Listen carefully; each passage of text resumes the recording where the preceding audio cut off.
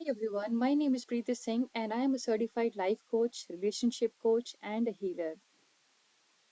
आज की इस वीडियो में मैं बात करने वाली हूँ कि हमें एक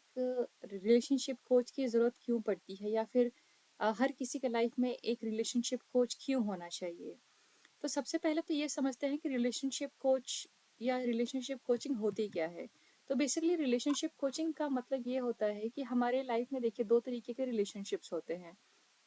एक पर्सनल रिलेशनशिप जहाँ पे हमारे फैमिली मेम्बर्स आते हैं, हमारे स्पाउस आते हैं, हमारे चिल्ड्रन आते हैं, हमारे नेबर आते हैं, सोशल सर्कल आता है। और जो है तो ये हो गया हमारे पर्सनल रिलेशनशिप्स। इसके साथ आता है हमारा प्रोफेशनल रिलेशनशिप जहाँ पे आप काम करते हैं या आपके वर्क प्लेस पे या जहाँ पे भी जॉब करते हैं। एक रिलेशनशिप आपका वहाँ पे होता है जहाँ पे आपके टीम मेंबर्स होते हैं, आपके बॉसेस होते हैं, मैनेजर्स होते हैं, हायर डेजिग्नेशन के लोग होते हैं, डिफरेंट डिपार्टमेंट्स होते हैं। तो उनके साथ में जो है रिलेशनशिप मेंटेन करना जो है क्यों ज़रूरी है। और कई बार जब हम सवाल पूछते हैं कि आखिर रिलेशनशिप कोचिंग के बारे में सीखना क्यों ज़रूरी है, तो ज़रूरी वो इसलिए है कि कई बार हमें जो है कई बार हमारे रिलेशनशिप्स में जो है डिफरेंसेस आ जाते हैं, कई बार जजमेंट्स आ जाते हैं, कई बार बिना बात के जो है दोनों ही तरीके के रिलेशनशिप्स में जो है हम कम्युनिकेशन बंद कर देते हैं। कई बार हमें कुछ चीज़ें पसंद आती है, नहीं आती है, हम जो है डिस्टेंस क्रिएट कर लेते हैं और सामने वाले को समझ में नहीं आता है कि आखिर बीच में हुआ क्या है। आपकी बॉन्ड जो है वीक हो जाती है। तो जो है इन्हीं चीज़ों की वजह से जो है हम हमारे पास एक रिलेशनशिप कोच का होना बहुत ज़रूरी है। कई बार ऐसा देखा गया यदि हम पर्सनल रिलेशनशिप की बात करें, जैसे कि एक कपल के बीच में रिलेशनशिप हो गया या फिर एक पेरेंट एंड चाइल्ड के बीच में रिलेशनशिप हो गया, एक ग्रोन अप चिल्ड्रन जो बड़े हो चुके हैं, जॉब कर रहे हैं, शादी हो चुकी है, उनके बच्चे भी हैं, साथ ही साथ उनके पेरेंट्स की भी कुछ एक्सपेक्टेशंस होती है, तो वो भी एक रिलेशनशिप है जहाँ पे कई बार जो है डिफरेंसेस आ जाते हैं, specially after a point of time जब बच्चे बड़े हो जाते हैं और पेरेंट्स एक ओल्ड एज के स्टेज पे होते हैं जहाँ पे कई बार उनको मेंटल या इमोशनल सपोर्ट की ज़रूरत होती है। कई बार उनको जो है सिर्फ मतलब लव एंड अफेक्शन की ज़रूरत होती है, लेकिन कई बार ऐसा होता है कि कम्युनिकेशन क्लियर नहीं हो पाने की वजह से या कम्युनिकेशन करेक्ट वे में नहीं हो पाने की वजह से जो है हमारे बीच में डिफरेंसेस हमेशा बढ़ते जाते हैं या फिर लैक ऑफ क्लैरिटी नहीं रहती है। यहाँ मैं एक छोटा सा एग्जांपल देना चाहूँगी। ये एक कपल के बारे में, जैसे मेरे पास काफ़ी ऐसे कपल्स आते हैं या काफ़ी ऐसे वन ऑफ द पार्टनर्स आते हैं रिलेशनशिप से जो जिनका कहना ये होता है कि मैं तो सब कुछ ठीक कर रही हूँ या मैं तो सब कुछ ठीक कर रहा हूँ, फिर भी मेरा पार्टनर मुझे समझ नहीं रहा है या जो है मेरी बातों को समझना नहीं चाहता है, मुझसे वो बात नहीं कर पाता है, हमारे बीच में इंटीमेसी नहीं है या हम शायद एक दूसरे के लिए शायद बने नहीं हैं। ऐसे बहुत सारे सवाल आते हैं। कई बार तो दिक्कत यहाँ तक पहुँच जाती है कि वो बिना किसी रीज़न के डाइवोर्स पे पहुँच जाते हैं। कई बार खुद के वजह से, कई बार फैमिली रीजंस की वजह से जो है डाइवोर्स तक की नौबत आ जाती है। तो जब भी मैं वहाँ पे उनकी गाइडेंस देती हूँ, काउंसलिंग देती हूँ, उनके सेशंस लेना शुरू करती हूँ, तो पता चलता है कि रिलेशनशिप में जो प्रॉब्लम है वो इनके अंदर नहीं है, वो कुछ एक्सटर्नल रीजंस है जिसकी वजह से इनके बीच में कम्युनिकेशन या जो अंडरस्टैंडिंग है वो क्लियर नहीं हो पा रही है। और इसके वजह से जो है उन दोनों में डिफरेंस आ रहे हैं, जिसकी वजह से कई बार दूसरे लोग इम्पैक्ट होते हैं। यदि आपके बच्चे हैं तो बच्चे भी इम्पैक्ट होते हैं, क्योंकि अ, वो भी यही देख रहे होते हैं कि पेरेंट्स में जो है कैसा क्या चल रहा है, वो लोग एक दूसरे से बात कर रहे हैं कि नहीं कर रहे हैं, यदि बातें हो रही हैं, घर का एनवायरनमेंट कैसा बन रहा है उन लोगों के बिहेवियर की वजह से। तो ये सारे ये रीजंस है जिसके वजह से हमें एक रिलेशनशिप कोच की जो है ज़रूरत होती है। तो बेसिकली रिलेशनशिप कोच करता क्या है? तो रिलेशनशिप कोच जो है कई बार कुछ मेजरेबल मेट्रिसेस होती है जिसके थ्रू वो आपको समझाने की कोशिश करता है कि जो है ये चीज़ ऐसी होनी चाहिए, ये चीज़ ऐसी होनी चाहिए, या फिर आपके लाइफ में जो प्रॉब्लम चल रही है उसका एक्चुअल रीज़न जो है ये है। तो बहुत सारी जो है फ्रेमवर्क्स के थ्रू जो है सिस्टमेटिक वे में या पर्टिकुलर फ्रेमवर्क को यूज़ करके जो है वो लाइफ कोच आपको एक सोल्यूशन प्रोवाइड करने की कोशिश करता है, जहाँ पे ये होता है कि आपका रिलेशन जो है फिर से पहले की तरह हो जाए, जहाँ पे उसमें लव हो, हार्मनी हो, अबंडेंस हो, फुलफिलमेंट हो, और एक दूसरे के उस रिलेशनशिप में सबसे बड़ी चीज़ जो है वो क्लियर कम्युनिकेशन हो, क्लैरिटी ऑफ थॉट्स हो। तो यही चीज़ जो है रिलेशनशिप कोच करता है। मैंने कई बार करियर कोचिंग में जिनके साथ में मैंने काम किया है, या फिर हीलिंग के टाइम पे कई बार काफ़ी ऐसे लोग आते हैं जो काफ़ी रिलेशनशिप प्रॉब्लम से गुजर रहे होते हैं। जैसे I remember one of my clients,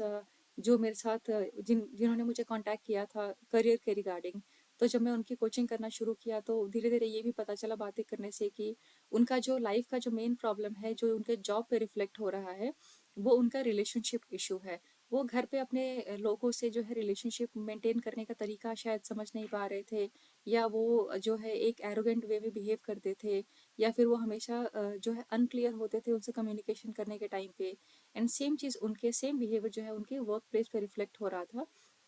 जिसकी वजह से उनको ऑफिस से भी कई बार जो है वार्निंग मिली थी कि you if you will not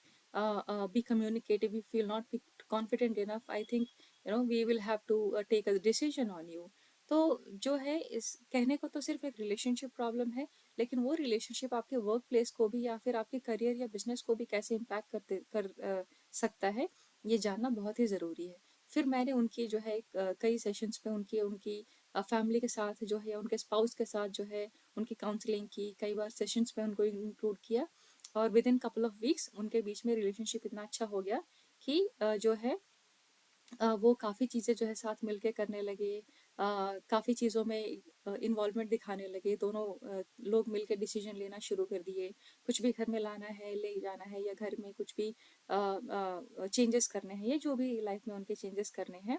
वो मिलके दोनों लोग वो मिलके करने लगे। तो यही चीज़ें होती हैं कि जब आप एक लाइफ कोच को हायर करते हैं, या फिर एक लाइफ कोच को आप सॉरी रिलेशनशिप कोच को जब हायर करते हैं या उनसे कंसल्टेशन लेते हैं, तो बहुत सारी चीज़ें ऐसी होती हैं जहाँ पे आपको क्लैरिटी ऑफ थॉट्स मिल जाती है, जिसकी वजह से आपको पता चलता है कि जो है ये प्रॉब्लम को या इस पर्टिकुलर सिचुएशन को हमें इस वे में हैंडल करना है। तो सबसे इम्पॉर्टेंट चीज़ यहाँ पे ये होती है कि अगर वैसी सिचुएशन या सिमिलर सिचुएशन आपके फ्यूचर में आती है, तो आपको पता होता है, क्योंकि आपके पास वो फ्रेमवर्क है, आपके पास वो गाइडेंस है, ये कोचिंग की लर्निंग्स है, जिसकी वजह से आप जो है फ्यूचर में भी उस प्रॉब्लम को बिना किसी लाइफ कोच के या बिना किसी थर्ड पार्टी के जो है आप उसको ईजिली जो है ठीक कर सकते हैं। तो ये तो हो गया कि अ, एक रिलेशनशिप कोच आपके लाइफ में होना क्यों ज़रूरी है, और वो आपके किस तरीके से जो है वो हेल्प कर सकता है। अभी हम समझते हैं कि पर्सनल लाइफ में या प्रोफेशनल लाइफ में जो है किन किन तरीकों के जो है या किन किन रीजंस की वजह से जो है रिलेशनशिप में चैलेंजेस आते हैं। तो जो सबसे पहली प्रॉब्लम तो ये आती है, ये कि जो लैक ऑफ अंडरस्टैंडिंग है। हमें कई बार ऐसा होता है कि हम सामने वाले के बिहेवियर को समझ नहीं पाते हैं। वो हम क्योंकि कई बार हमारे खुद के जजमेंट्स होते हैं। हमें यदि मान लीजिए कि आप एक बहुत ही टॉकेटिव इंसान है, बहुत ही ज़्यादा एक्सप्रेसिव इंसान है, जो हर चीज़ को जो हमेशा एक बात करके कम्युनिकेट करता है, बोल के कम्युनिकेट करता है, चीज़ों को दिखा के कम्युनिकेट करता है, जो एक एक्सट्रोवर्ट टाइप का इंसान है। यदि मान लीजिए कि आप एक ऐसे कम्युनिटी में हैं, या आप ऐसे ग्रुप में हैं, या ऐसे टीम में हैं, या फिर आप एक ऐसे इंसान के साथ में हैं जो कम इंटरेक्शन करता है, जो जिनका कम्युनिकेशन लेवल आपसे कंपैरेटिवली काफ़ी कम है, या फिर उनका एक्सप्रेस करने का तरीका शायद दूसरा तरीका होगा, शायद वो बोल के नहीं, वो किसी और तरीके से जो है वो एक्सप्रेस करना जानते होंगे। तो यहाँ पे ये होता है कि हम उस इंसान को जो है कई बार जज कर लेते हैं कि जो है ये इंसान बात नहीं करता है, या फिर ये ईगो वाला इंसान है, या फिर मतलब बहुत सारे ऐसे जजमेंट्स हैं, या फिर ऐसे वर्ड्स है जो हम सामने वाले के लिए यूज़ कर देते हैं। जबकि कई बार ऐसा होता है कि एक्चुअली जो ह्यूमन बीइंग है, वो उनकी जो है थ्री जो है सेंसरी मोडालिटीज होती हैं। इसको हम एनएलपी में जो है, ये एनएलपी का सब्जेक्ट है, न्यूरो लिंग्विस्टिक प्रोग्रामिंग का, जहाँ पे हम ये समझते हैं कि कोई भी इंसान जो है उसकी जो है मोडालिटी किस तरीके की है, वो किस तरीके का उसका जो है एक्चुअली बिहेवियर है। तो इसमें तीन तरीके के बिहेवियर होते हैं, इंसान तीन तरीके का होता है बेसिकली। सॉरी, ये तीन तरीके हर इंसान में होते हैं, लेकिन कौन सी मोडालिटी उनके ज़्यादा पावरफुल है, वो उसके हिसाब से जो है वो बिहेव करते हैं। फॉर एग्जाम्पल, एक होता है वी, दूसरा होता है ए, तीसरा होता है के। V A K. V stands for visual, A stands for auditory, and K stands for kinesthetic. तो यदि मान लीजिए कि आप एक आप ए कैटेगरी में फॉल होते हैं, यदि आपका जो फर्स्ट टॉप मोडालिटी वो ए आता है विच इज़ ऑडिटरी, तो आप एक बहुत ज़्यादा बोलने वाले इंसान होंगे। आप एक ऑडिटरी जो है, आप हमेशा ऑडियो को चूज़ करेंगे किसी भी चीज़ को एक्सप्रेस करने के लिए, कम्युनिकेट करने के लिए। आप गाने ज़्यादा पसंद करेंगे, आप लोगों चैट के बदले जो है आप बात करना ज़्यादा पसंद करेंगे। तो ये हो गया एक टाइप कि आपके अंदर इन तीनों में से कौन सी मोडालिटी जो है ज़्यादा स्ट्रांग है। यदि मान लीजिए आप एक ऑडिटरी टाइप के इंसान हैं और सामने वाला आपको काइनेस्थेटिक मिल गया विच इज़ के, तो जो भी लोग काइनेस्थेटिक होते हैं, काइनेस्थेटिक का मतलब होता है फीलिंग। तो काफ़ी लोग ऐसे होते हैं जो बात कम करते हैं, लेकिन वो बॉडी लैंग्वेज के थ्रू या फीलिंग के थ्रू जो है चीज़ों को एक्सप्रेस करना जानते हैं। कई बार ऐसा होता है कि जो लोग फीलिंग पे जो होते हैं, जो काइनेस्थेटिक टाइप के लोग होते हैं, वो कम्युनिकेशन उनका बहुत कम होता है। वो बहुत कम शब्दों में बहुत सारी बातें कह देते हैं, या फिर जो है वो बहुत सारी चीज़ें जो है वो कर एक्टिविटी करके या बिना बोले जो है वो चीज़ों को एक्सप्रेस करते हैं। तो यदि एक ऑडिटरी और एक काइनेस्थेटिक इंसान का यदि एक रिलेशनशिप है, तो ये दोनों जो है एक दूसरे से रिलेशनशिप में, यदि इनको इस चीज़ों का आइडिया नहीं है, तो इनके रिलेशनशिप में बहुत सारे डिफरेंसेस आ सकते हैं, और इनको ये लग सकता है कि शायद हम एक सही रिलेशनशिप में नहीं है। जबकि यहाँ पे एक रिलेशनशिप कोच आपको ये समझाता है कि listen, you are an auditory person, but the other person who is like more of kinesthetic, so the other person will be looking for a feeling kind of communication, while you will be looking for always somebody who is talkative. तो यहाँ पे जो है दोनों को balance कैसे करना है वो बताया जाता है, कि जो ऑडिटरी पर्सन है उनको समझाया जाता है कि आप जो है एक पर्टिकुलर वे में उनसे बिहेव कीजिए, और जो कैनेस्थेटिक पर्सन होता है हम उनको कई बार ये सुझाव देते हैं कि though you are a kinesthetic, but when you know that you are in a relationship where you have an auditory partner, you have to be little more speaking, or speaking at some situations where the other person actually needs it. तो हम यहाँ पे जो है उन चीज़ों को situation के हिसाब से या बहुत गाइडेंस के हिसाब से कोचिंग के थ्रू जो है हम उनको यहाँ पे उनका रिलेशनशिप जो है बैलेंस करते हैं। इसके अंदर बहुत सारी और भी चीज़ें होती हैं when we actually get into the session, लेकिन यही काफ़ी रीजंस होती हैं जिसकी वजह से हम एक दूसरे को समझ नहीं पाते हैं, और जो है जिसकी वजह से हमारे रिलेशनशिप में बहुत सारे डिफरेंसेस आना शुरू हो जाते हैं। हमें लगता है कि सामने वाला बात नहीं करता है, सामने वाला कम्युनिकेटिव नहीं है, हम उसको समझ नहीं पाते हैं, लेकिन सामने वाला भी यही सोच रहा होता है कि आप बोल के बताना चाहते हो, बट मेरा बताने का तरीका कुछ और है, और क्या आप मुझसे आके मेरे वे में कम्युनिकेट करने की कोशिश करो, फिर मैं बताऊंगा कि मैं क्या फेस कर रहा हूँ, या मैं क्या फील करती हूँ या करता हूँ, जो भी चीज़ें हैं। तो बेसिकली रिलेशनशिप हमेशा गलत नहीं होता है, रिलेशनशिप को डील करने का तरीका जो है वो सही होना चाहिए। तो यही है, यही सब बहुत सारी चीज़ें हैं जो हम as a relationship coach couple को, या जो भी रिलेशनशिप से रिलेटेड प्रॉब्लम्स हैं, या जो लोग सफ़र कर रहे हैं, हम उनको बैलेंस करते हैं, चीज़ों को ठीक करने की कोशिश करते हैं, हम उन्हें सुझाव देते हैं। और चाहे वो रिलेशनशिप पर्सनल हो चाहे प्रोफेशनल हो, ऑफिस में भी आपकी यही चीज़ें होती होगी। अगर आप एक टीम के मैनेजर हैं, या आप एक बड़ी टीम संभालते हैं, या फिर आपके ऊपर भी कोई मैनेजर या आपके बॉसेस बैठे हुए हैं, तो कई बार ये भी होता है कि आप उनके एक्सपेक्टेशन को समझिए, वो किस तरह, या फिर उनके बिहेवियर को समझिए, उनके वीके को समझिए, और उसके हिसाब से आप खुद को जो है अपने अंदर चेंजेस लाइए, ताकि जो है आप दोनों के बीच में रिलेशनशिप हमेशा स्मूथ चलती रहे। कभी भी इसमें 100% चेंज करने की ज़रूरत नहीं होती है, लेकिन कुछ सिचुएशंस ऐसे होते हैं जहाँ पे कि आपको अपनी मोडालिटी को जो है थोड़ा ट्वीक करने की ज़रूरत होती है।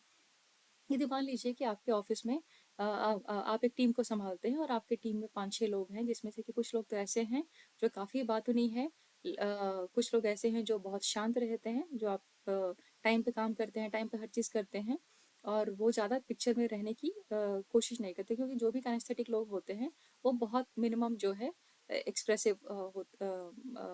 सामने आने की कोशिश करते हैं। वो एक अपने जोन में रह करके बहुत सारी चीज़ें करते हैं, और वो, जैसा कि मैंने कहा, काइनेस्थेटिक लोग बात कम करते हैं। तो यदि आप मान लीजिए कि अगर आप एक मैनेजर हैं या बॉस हैं, यदि आपने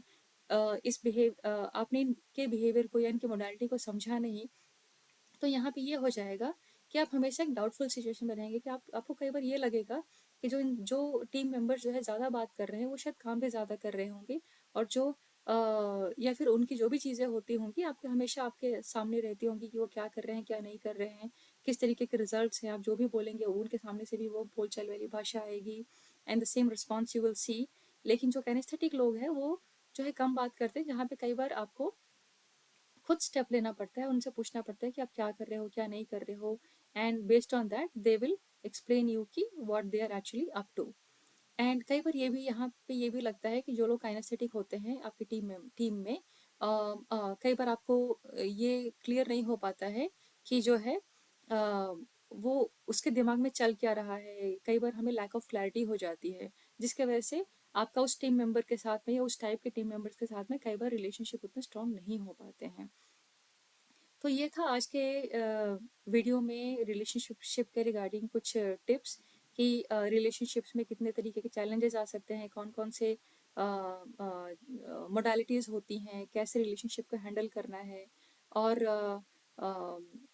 लाइफ कोच होना क्यों ज़रूरी है, रिलेशनशिप कोच होना क्यों ज़रूरी है। यहाँ पे एक इम्पॉर्टेंट चीज़ ये भी बताना चाहती हूँ मैं कि रिलेशनशिप कोच जो है आपको एक प्रॉपर वे में कोचिंग देता है, एक प्रॉपर सिस्टम को फॉलो करता है, एक प्रॉपर फ्रेमवर्क को फॉलो करता है आपको एक प्रॉपर सोल्यूशन प्रोवाइड करने के लिए, ताकि जो है जब आप उनके पास जाएं तो आपको सोल्यूशन मिले, ना कि आप एक फिर से कन्फ्यूजन स्टेट ऑफ माइंड में वहां से लौटें। अब यही चीज़ आप चाहे तो यही चीज़ जब हम बिना रिलेशनशिप कोच के करते हैं, बिना प्रॉपर गाइडेंस के करते हैं, तो कई बार ये होता है कि लोग आपको वही सुझाव देते हैं, कई बार वही एडवाइस देते हैं जो उनके हिसाब से लगता है कि ठीक होना चाहिए, या फिर एज थर्ड पार्टी वो सिर्फ आपको कह देते हैं कि अरे ये तो सबके जीवन में होता है। वो आपको एक बहुत ही सरकास्टिक या फिर एक ऐसा बहुत ही जनरलाइज्ड वे ऑफ जो है एडवाइस आपको देते हैं, क्योंकि उनको भी नहीं पता होता है कि आखिर किसी की रिलेशनशिप से रिलेटेड जो है किसी की हेल्प कैसे करनी है, उसको समझाना कैसे है, उनको सही रास्ता कैसे दिखाना है। यहीं पे जो है एक जो है ट्रेडिशनल वे ऑफ जो कोचिंग होती है, जो या फिर एक एडवाइज़र जो होता है वो ये करता है कि फॉर एग्जांपल यदि आप एक कपल हैं और आपके लाइफ में प्रॉब्लम्स आ रहे हैं, और यदि लड़की ने अपनी माँ के घर या अपने मायके में फ़ोन किया, तो शायद कई बार वो ये होता है कि वहाँ से भी ये होता है कि एक औरत को के जीवन में तो यही सब चलता है, या फिर जाने दो, छोड़ दो, और मतलब इस तरीके की गाइडेंस जो है मिलती है। यदि लड़का जो है अपने दोस्तों के बीच में जाए और फिर उनसे कहे कि मेरी लाइफ में ये प्रॉब्लम चल रही है, तो वो भी कहते हैं कि जस्ट चिल करो, या फिर ये सब तो सबके जीवन में होता है, यू नोबडी न्यू। तो यदि आप एक नॉन कोच के पास जाएंगे तो आपको इस तरीके की एडवाइस मिलेंगी जो शायद आपके लिए कभी भी सही नहीं रहेंगी, और दूसरी चीज़ आपको कभी भी सही रास्ता नहीं दिखा पाएंगी। और यही जो चीज़ है वो एक रिलेशनशिप कोच करता है कि आपको एक सही रास्ता दिखाता है। End of the day choice हमेशा आपकी होती है कि आपको रिलेशनशिप में बेसिकली चाहिए क्या, लेकिन एक जो सही गाइडेंस है वो आपको रिलेशनशिप कोच ही दे सकता है। और इसीलिए जो है हर किसी के लाइफ में एक रिलेशनशिप कोच हमेशा होना चाहिए, जो एक सिचुएशन के हिसाब से जो एक पर्टिकुलर टाइम पे आपको एक सही गाइडेंस दे और आपको सोल्यूशन तक पहुंचने में आपकी सही तरीके से हेल्प कर सके। तो आज के वीडियो में सिर्फ इतना ही। हम बाकी और भी मेरे वीडियोस आने वाले हैं रिलेशनशिप से रिलेटेड। तो यदि आप किसी रिलेशनशिप में हैं, चाहे पर्सनली या फिर प्रोफेशनली, और आप उसमें बहुत सारे चैलेंजेस फेस कर रहे हैं, तो जो है आप जो मैंने वीए के मोडालिटीज़ बताई, आप इसको अंडरस्टैंड करके कुछ चीज़ें आप ठीक कर सकते हैं। लेकिन यदि आपको लगता है कि आपको एक प्रॉपर गाइडेंस की ज़रूरत है, प्रॉपर एक कोचिंग की ज़रूरत है उस चीज़ को ठीक करने के लिए, तो आप यहाँ पे मुझे कांटेक्ट कर सकते हैं। मेरे कांटेक्ट डिटेल्स डिस्क्रिप्शन बॉक्स में हमेशा रहते हैं, और मेरी एक व्हाट्सएप कम्युनिटी है जिसका लिंक मैं डिस्क्रिप्शन बॉक्स में डाल देती हूँ, जहाँ पे हमेशा मैं लेटेस्ट अपडेट्स शेयर करती रहती हूँ। तो आप वहाँ पे भी ज्वाइन कर सकते हैं, ताकि जो भी लेटेस्ट चीज़ें, कोर्सेज या फिर जो भी नए टॉपिक्स आते हैं, ये जो भी रिक्वायरमेंट्स होती है मैं वहाँ पे हमेशा पोस्ट करती रहती हूँ। तो यदि आप भी किसी जैसा कि मैंने कहा, यदि आपके लाइफ में भी किसी तरीके की रिलेशनशिप से रिलेटेड इशू है, आपके घर में या फिर आपके ऑफिस में, आप इसके लिए जो है हमेशा मुझे कांटेक्ट कर सकते हैं। मैं एक सर्टिफाइड लाइफ कोच हूँ, रिलेशनशिप कोच हूँ, साथ ही साथ में हीलिंग प्रोवाइड करती हूँ। तो कंसल्टेशन के लिए आप मुझे जो नंबर में जो डिस्क्रिप्शन बॉक्स में जो नंबर है, आप उस पर कांटेक्ट करके कंसल्टेशन बुक कर सकते हैं, और जो है मुझसे कांटेक्ट कर सकते हैं। तो तब तक के लिए थैंक यू सो मच।